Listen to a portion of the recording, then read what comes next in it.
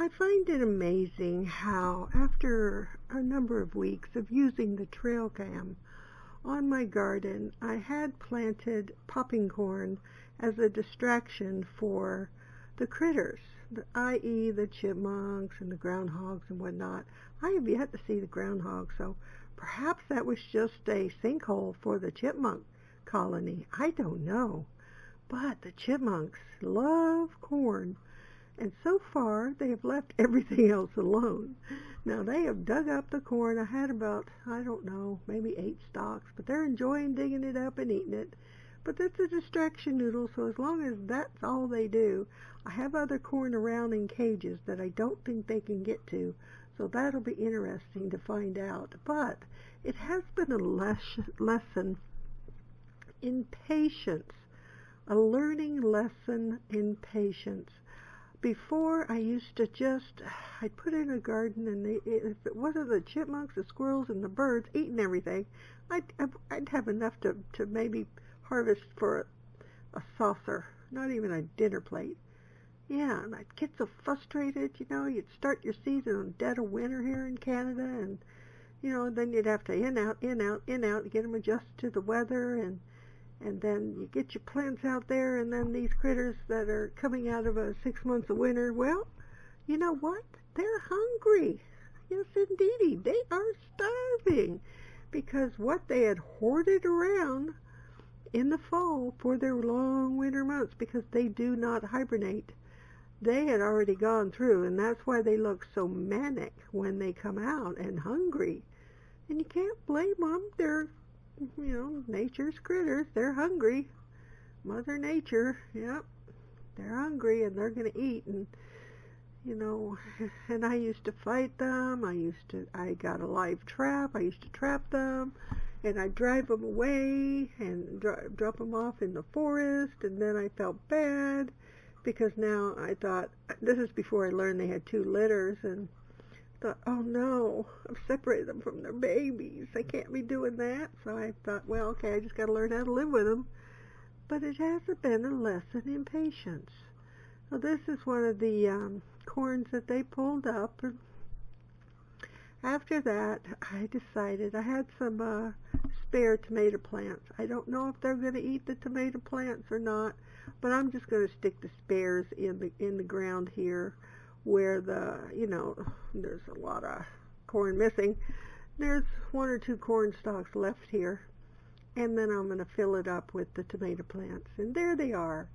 And I left a little lid there, or not the lid, but the black potting container for the thing, and now you can't see the chipmunks, so that was a bad idea, so I took that away. But yeah, let's see if he or she eats the tomatoes. I don't think they will bother the tomato plants. They will eat the tomatoes off the plants, but these plants aren't going to be in the ground long enough, I don't think, to actually make tomatoes. I don't know. Who knows? And they may dig it up. The beep beep was my bread, my timer for my homemade bread.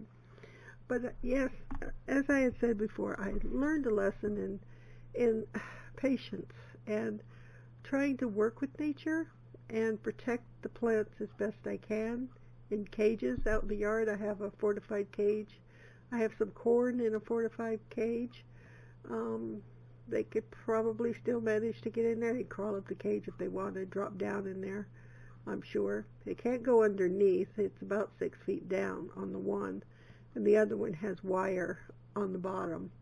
So they're not coming up from the bottom into the wooden planter box that I built. But I actually have been enjoying watching them, and seeing the cat. So now that I don't have a dog anymore, the cats in the neighborhood have found my yard because the chipmunks are there. Well, you know what cats are looking for and what they're hunting for, mice and chipmunks, anything small. So the chipmunk population might be going down, who knows. But for now, I'm just going to enjoy filming the chipmunks and seeing what kind of videos I can make out of them, and hopefully I come up with something funny that I can use. They are persistent, I will give them that. and they root down, and I don't know what he's rooting for. I guess he thinks there might be more corn if he roots down, but they aren't actually, if you look past what they're doing. And they're only doing what comes natural, so I can't really fault them for that, can I? No, I can't. As much as part of me wants to, it doesn't make sense to do so because they're hungry. I've got it out there. It's out in the open. Dog eat dog world out there. But I was hoping to catch some other critters, so I was pleasantly surprised with the last video where I caught the cat, and the cat was doing up close and personal, nudging its little nose into the camera. That was interesting. I wish you were here when I opened up that video, because it opened up with the cat, eyes right in front of me, and it went by real fast. So I had to slow down the video, but if you had heard me yelp, yeah. And I literally jumped up a little bit. At my age, only a little bit, but I did. I jumped up, and it scared me. I know, what's that, what's that, what's that? I got all excited until I found out it was a cat after I slowed the video down. But he was very interested in that trail cam, and I'm quite impressed with the trail cam now. It's been taking some really nice pictures. I don't have too many nighttime pictures, so not a lot moves around at night here, except for that cat. He hunts at night. But so I've had fun, and I hope you've enjoyed watching the chipmunks. And I mean, what else am I going to show you?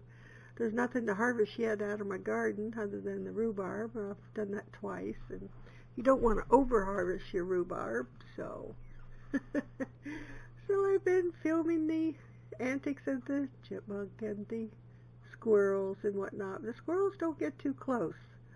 Chipmunk, this is cute. This is the most recent one. He rooted down with his snout, or his nose, or whatever you call the nose portion of a chipmunk. And he's chewing that. Now watch when he comes up. Look at his snout. He's got all the dirt. He wanted to show us. He wanted to show his audience. Yeah, now he's checking out my tomato plant.